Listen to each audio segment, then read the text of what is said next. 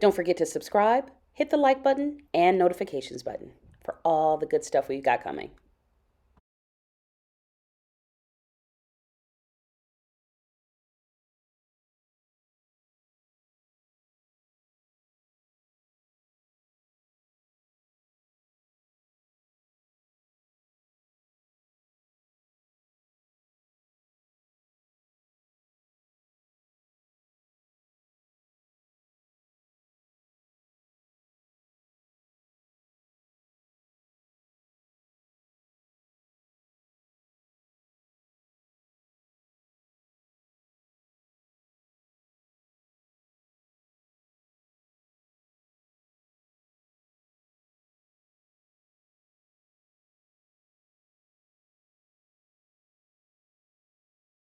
Um, I would say it was by accident, but I do not believe in accidents.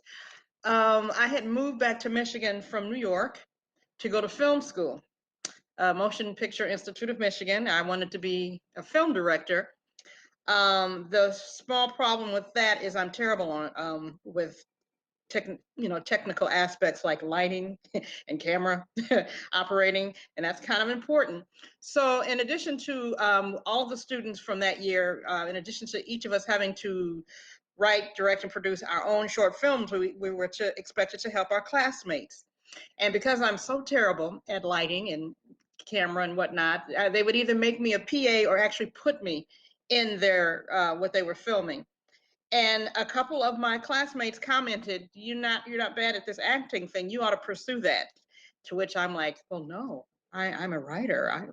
And so I didn't really take it seriously at first.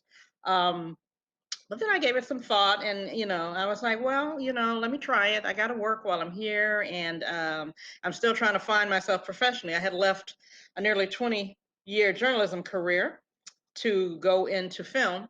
So a colleague of mine, I got a job. My first acting gig was as a standardized patient at Wayne State Medical School. And a colleague of mine said, there is an audition at the Rep. You should go and audition. She really was she kind of believed in me for some reason. And I did. And I knew what I was doing. I didn't know anything about the Rep. I didn't grow up in the city. I grew up outside of the city, and I was incredibly naive. And I went there, and it was for Between Men and Cattle, and it was just shy of disastrous. Barb was the director, and I was. They finally called. It was non-equity, and they finally called me into the theater with two other guys.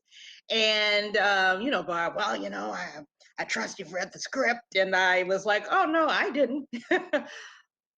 That was the worst mistake I could have made. I was so naive. You didn't? I said, no, I prepared a monologue.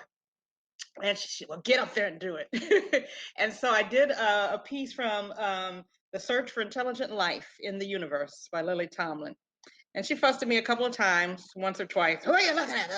And so when I was done, and then the other two guys auditioned, and then she said, well, thank you very much. And she went to send us off on our way. And I was curious. I've always been curious. And I raised my hand and I said, can I stay and watch? And she said, yes.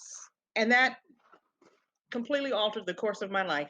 I had no idea what it took to act. I had no idea what it took to tell stories using yourself as to bring these characters, of which I don't really believe in that term, bring these people to life. It dawned on me. This is something, if you're going to do it, you better do it. You better go full force. You better give it 100%. You better give it everything you have, because this is not a hobby. People commit their lives to this, clearly.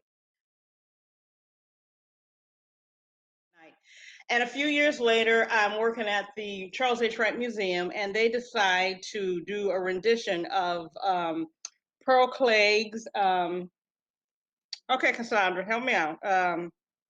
A I'm having song a for scene. Coretta. A song for Coretta, and we did, and they cast me in that show on a day that I was off. I wasn't at work that day, and they're like, "Oh yeah, we're gonna do this as a fundraiser. Let's give Angela this part. She's got to sing, and she's on. She never leaves stage. She's got all those lines. Let's give it to her."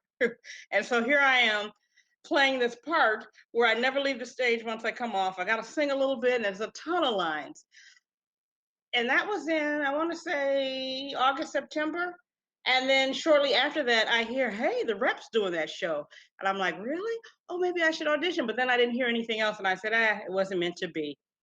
November comes around, they send out a notice, and I was already off book, and Barb cast me. And that is how I came to be part of the Detroit Repertory family. It's been one of the most it was a gritty experience, and it was a wonderful gritty experience. I lived in New York for a while, so I love gritty.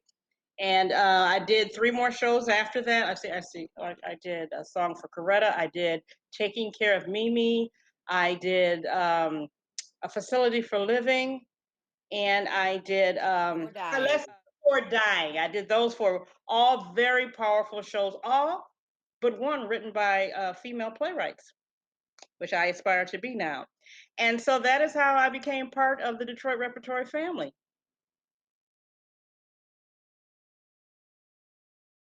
I went to school in Washington, D.C. I went to Howard University. Woo, woo.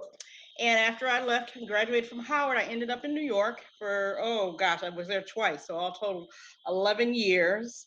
And while I was in New Jersey, 12 miles outside Manhattan, 9/11 happened. And I was 12 miles away from it. I watched the Twin Towers burn from the top of my apartment building, and I couldn't watch regular TV anymore. I couldn't watch anything that inconsequential. So all I would watch was pretty much news shows, especially MSNBC, and I'm watching all these specials they did on, women who are abused, women who lead lives of prostitution, things like that, and just it hit me, this idea for a play, to write this play. At the time, I called it No Better Love, but it's changed since then. And I had never had any intent to be a playwright ever. I just, I knew I was a writer and I wanted to write for the rest of my life, but I kind of, took care of that through journalism. And then I knew I wanted to write books, but a play came to, I didn't even know how to write a script.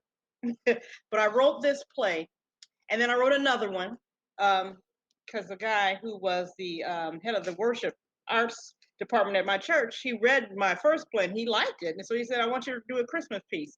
Wrote those 2 pieces, shelved them. I might have copywritten them, I don't know, but that's it. Nothing ever happened. And moved back to Michigan, lo and behold, then got involved with the Detroit Rep. And from that point on, I started going to special functions at the Rep, including, the annual fundraiser, the gala and I would run into Charity Clark Anderson all the time. And she's like, yeah, I write too. I write some plays. I'd love for somebody to be able to, hear my stuff and give me a sense of what direction I'm going in, other than friends and family, because everybody's going to tell you, oh yeah, that's great. They have no idea what they're talking about. I said, yeah, I'd love for that to happen too. I've written a couple of plays, I don't know if I'm good or not. And Leah, you overheard us one night, and you ran up to us and said, you can meet here. So much has happened at the Rep that I could not explain, I could not have imagined, I could not have orchestrated. And that's one of the key ones right there. And that was in 2016. And we started meeting every other Monday night. The first meeting that we had, we had like 20 people show up. We, who did we Skype in? I'm having such senior moments here. The playwright who graduated, Dominique Mariso was there. We had another playwright, a Detroit playwright, who used to teach English at Wayne State. He's well known, nationally known as well. Bill Harris. Who? Bill Harris. Bill Harris. Yes, Bill Harris was there. He was there in person, and I had emailed him. Never heard a word from him. He just showed up, and I didn't even know it was him. He just kind of walked, because I'd never seen this man before in my life. I'm very new to the creative arts scene in Detroit. Very new. I didn't grow up in the city, so and I was born in Flint. So everything was like a learning. It was like a revelation to me, and I thought this is fascinating. When in fact these people have been well known for years. But he walked up and said, "Yeah, I got your email," and I'm usually kind of a recluse, but I figured I'd come and check it out. And he came, and we had a great meeting, and we've been meeting every other Monday ever since. We take the summer off and we take a Christmas break. We always have at least 10 people who show up. We've had showcases every year that pack the house. Every seat is filled. We have 7, 8, pieces, 10-minute pieces that our members have written, that local directors have picked without, on a Dropbox, no names on them. They picked them, they've directed them, and we've gotten just tremendous feedback on that. And so that is my life now as a playwright, writing things and having them submitted and running that playwrights group and getting us all to a place where we're production worthy playwrights.